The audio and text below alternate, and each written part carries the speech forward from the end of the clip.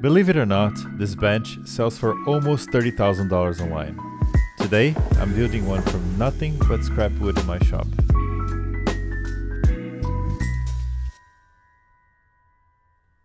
So I recently built the dining table for our house, but we still needed a bench. After some research, I found a design I loved. A 1950s piece by Swiss-French architect Pierre Jeanneret, who designed a line of furniture for an entire city built from scratch in India. You may or may not have seen a variation of it somewhere. But this line of furniture was rediscovered after decades, and it has become one of the most sought-after finds in the design world, with some originals now selling for tens of thousands of dollars. My design keeps the exposed joinery and V-shaped legs, but changes it by extending it and replacing the cane with an upholstered top to match the chairs. Okay, I designed this in SketchUp, so I was able to export the leg profile and cut a template with my shape of origin, but you don't need one. I'll share a free PDF download with dimensions, so you can trace it and make your own template in case you're interested. I find the easiest way of cutting straight lines on your piece to match a template is using the L-fence on the table saw. It's such an easy jig to make, and the magic is that after you align the outside of the blade to the edge of the fence, your template serves as the reference, and the blade removes everything to the right of it. It's also super safe because there's no risk of kickback. For this, I cut all of the sides with the exception of the bottom. I'll cut that later after joinery.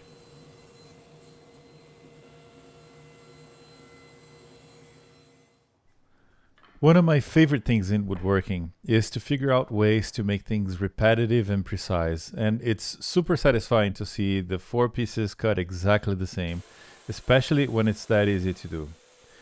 Well, now it's time to make the first part of the joinery, which was to connect both sides of each leg together, and I'm using dominoes for this, but as always, dowels can be used as well.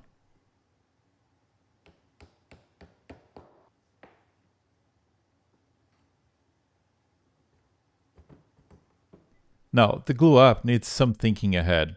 It's impossible to get proper clamping pressure with angular layouts like this. So the trick is to use cutoffs from the legs to serve as clamping blocks. What you see me doing here is I'm using basic geometry to trace a line that's perpendicular to the domino line, and then I use the L-fence to cut them on the table saw. Then I added glue to the joints, inserted the dominoes, and thanks to the clamping blocks, the glue up was pretty easy.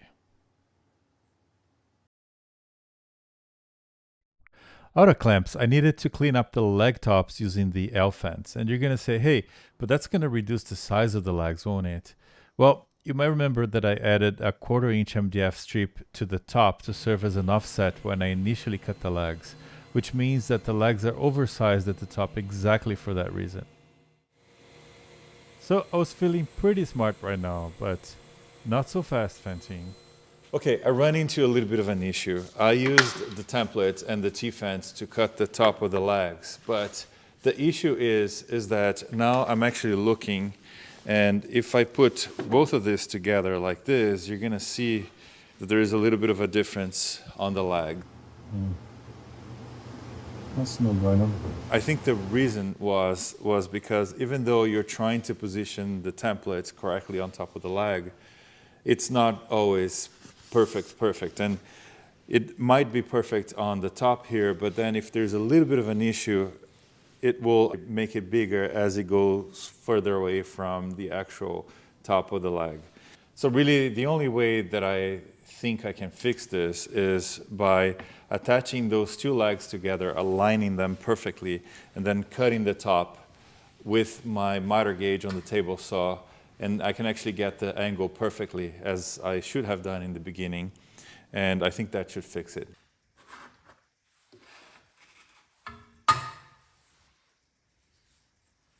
I think that was a good save, but you might be wondering, well, if you already had cut the full 1/4 inch, then now you're gonna cut over it, which is gonna modify the proportions, and you would be correct. So off camera, I had to modify the template for the top section to account for that difference, and now everything fits perfect. The last part was to cut the bottom to the final height, and for that I just set my fence to set height and ran the top against it. Now, I'm confident enough to make the cut this way, but there's a slight risk of kickback here. You can always use some kind of sled and secure the piece to it, which will give you a longer support edge against the fence. As you see me making the top of the legs, I have a question. I put a lot of thought into the editing of the videos, trying to give you the right level of details in the build, but also trying to make sure that it flows properly.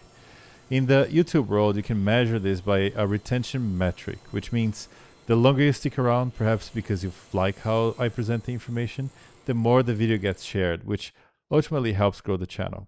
So I'm curious, do you feel like I'm achieving the right balance between flow and detail, or would you want less or more? Let me know in the comments. I read them all and really value your insights. And of course, a like and subscribe helps a lot, but no pressure. And as always, thank you. Alright, now I needed to make the aprons, and for that I'm milling another scrap left over from the dining table build. The nice thing about them is that they have very straight grain, which is great for chairs and bench builds like this. The straighter the grain, the more stable they are over time. You might be wondering why I didn't just glue up the top part of the leg assembly before I moved on to the aprons, and that's because we needed to cut the joinery between them first. I'm here using a cool variation of a finger joint or box joint, and for that I'll build a jig. I start by cutting 2 scrap plywood pieces to more or less the same size, about 10 by 14 inches. No need to be precise here. Then I cut a piece of hardwood to serve as the runner. To mount the runner to the bottom, I had a few washers added to the bottom of the miter slot on the table saw, just so I can have the top of the runner proud of the surface. I bring in the fence to ensure squareness and mark where the runners intersect with the base. Then I apply some CA glue and accelerator to that area and connect both pieces together, and then reinforce it with some screws from the bottom.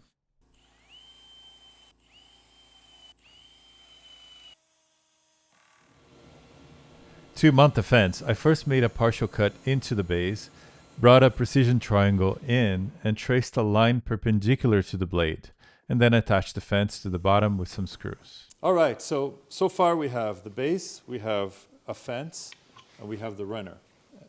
Now, what we need to do next is we need to attach a sacrificial fence that will have 3 main functions. The first function is going to be to help support the back of the cuts so that we don't have any blowouts. The second one is to help locate the key and adjust it if needed, and I'll show you what that means in a second. And the third one, and not a lot of people talk about this, is that sometimes you may not have a perfectly square fence, and so you can actually use some tape to adjust that, and I'll show you how to do this in a second, because in this case I have a little bit of a hair gap in there. Okay, so to set up the sacrificial fence, it's pretty easy. You just position it, go ahead and secure it with some clamps. Don't screw it in yet, because this is not the final position of the fence. Okay, now one thing you may have noticed is I already have a 1/2 inch dado stack installed, and you may have also noticed that I already have this piece cut, and this was not shown in the video, but basically what you do is start cutting it up to the point where you can actually have a full width of the blade in here. And the reason why you want to do that is because you want to set the height of the blade to be a little higher than the key that you want to install. Now, if you need, here you can adjust for square by adding tape until there's no daylight between the square and the fence. Now you just need to move the sacrificial fence over, insert the key, and adjust the position using a setup block of the same width as your blade curve. Clamp it in place and drive some screws.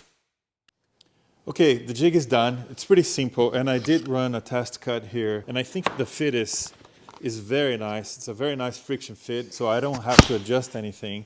But in case you do need to adjust things, my recommendation is to have a piece of scrap hardwood like that and pieces of paper. I have 8 pieces cut like this. Every piece of paper is about 4/1000 of an inch or so, and they can serve as shims to adjust the width of the cut if you want to. Okay, now you have a fully adjustable jig, and let me show you what I mean by that. Let's say your fit is a little bit too tight. That means your finger width is too wide, which means you have to reduce it by bringing the fence this direction. And to do that, you remove the screws, Add 1 or 2 pieces of paper, clamp it, run a few tests. If you're happy, drive new screws in place, otherwise the fence is going to go back to this original location. Now, if your fit is a little bit too loose, that means the finger width is a little bit too small, and so you have to bring the fence this direction. And to do that, of course, remove the screws, remove 1 or 2 pieces of paper, clamp it, run some tests. If you're happy with it, again, just drive new screws in there and you should be good. All right, let's get those finger joints cut. I'll start with the top of the legs. Set the blade slightly above the apron thickness so the fingers are proud for cleanup later. To align the first finger with the top of the bench, I used the spacer the same width as the fingers and went to town. From there, it's pretty easy and satisfying because you just use the key inserts to position the freshly cut notch and keep moving it until you have it all cut. The last notch was a little wider than the rest, so I flipped the piece over and cut the rest of it. Of course, from there, it's pretty much rinse and repeat until you have all 4 corners done. Now, the beauty of making a jig like this is that you don't have to worry about setting up anything new to cut the aprons. The only difference is that the first notch gets cut a ½ inch from the edge, so I just needed to butt it against the key and the rest is all the same. And yes, I'm glad my shop has tall ceilings. A little test fit, looks good. Now I needed to cut a chamfer at the bottom of the aprons to follow the angle of the legs. So I'm dry assembling the top so I can properly mark exactly where the chamfer must be cut. I got the angle from my SketchUp file and made the 2 cuts.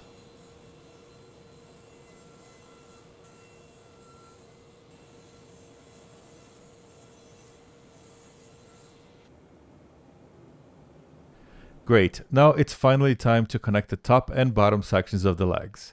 I'm again using dominoes here, but I'm trying to fit a total of 4 per leg, so I'm carefully laying them out using 2 different sizes so that the new dominoes don't interfere with the original 2. Now, if you think this is too many dominoes, remember this is a pretty long bench at 6 to 7 inches, and I expect to have 3 people sat on it at a time, so having a sturdy frame is important.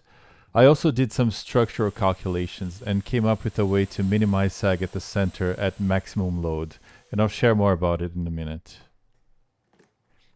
Also, in the research I did about this furniture line, I found out that after taking a lot of abuse for decades during their initial life in the 1950s, they were massively discarded, being piled up on junkyards, rooftops, and balconies until much later when they were rediscovered by dealers, and many are still standing strong to this day, so I'm pretty confident this design is super strong.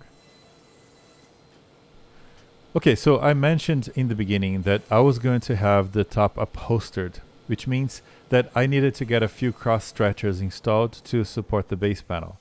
So after I milled 3 of those, I cut some dominoes using the trim stop accessory thingy to center the domino on the stock, and then I used a 3D printed center finder to mark exactly where the domino was drilled. You'll see why in a second. So after cutting the mortises on the first apron, I bring the whole thing over to the dry assembly, clamp it together, position it so that it's all square, and transfer that line I just made to the other apron.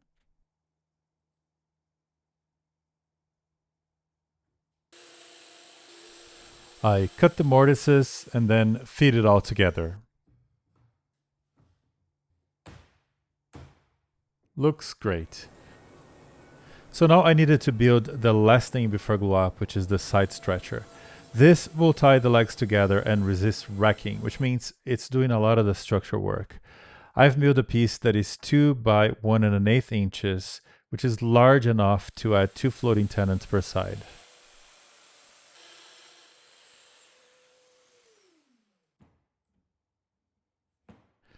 Cool, now we're ready for glue up. To make sure I wasn't going around like a headless chicken. Okay, sorry if you thought the metaphor was a little graphic. I meant, and that's the actual definition of this, acting in a panicked, disorganized, and frantic manner without a clear strategy or purpose, like a headless chicken.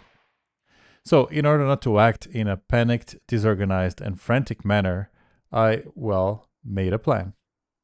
First, the legs are glued up individually. I taped the underside to make it easier to clean up later, and also cut a triangular shaped scrap piece of plywood to help support the clamps on the underside. I also added the cross stretchers to one of the aprons, and then it was go time. The lower stretcher went in first, then the aprons, the first one, then the second one. I had to connect two clamps together for the length of the bench, and Bob's your uncle. I know I'm full of phrases today. I'm just trying to keep you entertained, okay? Okay, so after everything was dry, I cleaned up the finger joints because, as you may remember, we left them slightly proud. So I'm using my flush trim saw for that, and then I fine-tuned it with a chisel. This joinery detail looks really cool, I love it. Now, obviously, time for sanding, which I'm going to spare you of the majority of it because I like you guys. I used a card scraper for the tight spots and patched a knot with black hot glue. No dramatic torch footage this time, so here's one from my last video.